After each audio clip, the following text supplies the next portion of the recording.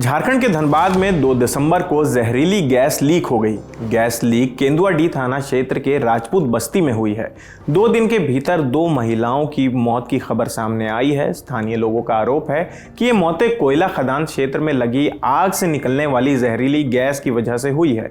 हालांकि महिला की मौत गैस से हुई है या किसी और वजह से, इसकी पुष्टि पोस्टमार्टम रिपोर्ट आने के बाद ही होगी। जो पुष्टि हुआ है उसके अनुसार 2 महिला की मृत्यु हुई है, एक प्रियंका देवी का और दूसरा ललिता देवी का। इसकी आधिकारिक पुष्टि नहीं हुआ, हम लोग सत्यापन कर रहे हैं। अगर पता चलेगा तो हम इसकी जानकारी बाद में देंगे। पीड़ित में 15 से 20 व्यक्ति हैं जिनको उल्टी वगैरह भी हुआ, जी मचला, और सभी को हॉस्पिटल हम लोग भेजे। हॉस्पिटल में भी बात हुई है, CMD साहब से GM साहब बात किए हैं, मेयर साहब भी आए हुए थे, उन्होंने भी बात किया है। वहाँ पर भी एक अलग हेल्प डेस्क रहेगा ताकि किसी भी पीड़ित को कोई परेशानी नहीं हो, जाते ही इलाज शुरू हो जाए और निःशुल्क इलाज। घटना के बाद स्वास्थ्य विभाग की टीम इलाके में पहुंची और लोगों के स्वास्थ्य की जांच की जा रही है, ऐसा बताया जा रहा है। इसमें देखिए, जो भी उसमें पहले देखा जा रहा है कि किस चीज़ का वो रिसाव है, क्या है गैस का, और जो उसमें डैमेज हुए हैं या जो उनको दिक्कत हो रही है उन लोगों को पूरी जो इलाज है और वो दी जाएगी।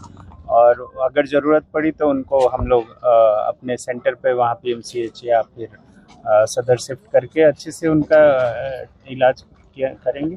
बस्ती का मुआयना किए हैं? बस्ती गए हैं? बस्ती का वहाँ, हाँ, दूसरी टीम वहाँ पे गई हुई है और वो लोग मुआयना कर रहे हैं। जो वहाँ से चिन्हित करके जो हाई रिस्क, वो लोग कोडिंग जो होता है जैसे येलो, रेड और ग्रीन करके, वो लोग फिर वो टैगिंग करके करेंगे हम।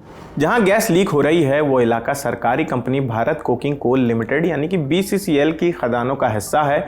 गुरुवार 4 दिसंबर को BCCL ने लोगों से अपील की कि वे तुरंत दूसरी जगह शिफ्ट हो जाएं, जबकि जिला प्रशासन ने जांच के लिए एक कमेटी बनाने की बात कही है।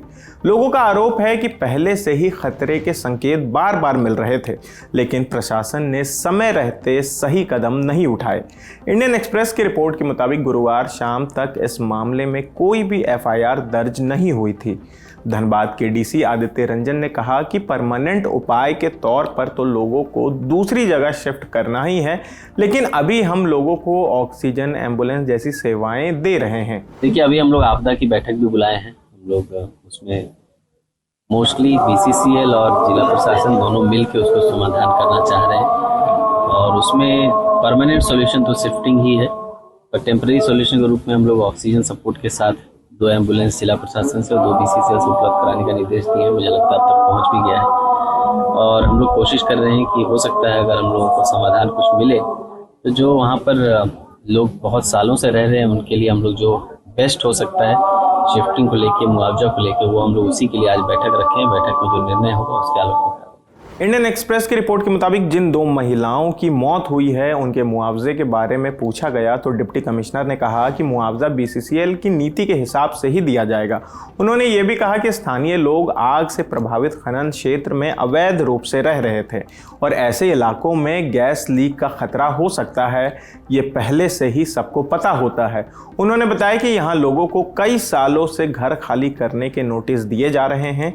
हाल ही में भी उन्हें हटने के लिए कहा गया था, लेकिन लोग इसलिए नहीं हटे क्योंकि उनका काम और रोजगार इसी इलाके में है। तो फिलहाल इस खबर में इतना ही। आपकी इस खबर पर क्या राय है हमें कमेंट करके ज़रूर बताएं। मेरा नाम आसिफ है, कैमरे के पीछे हमारे साथी राहुल हैं। देखते रहिए दी ललन टॉप। शुक्रिया।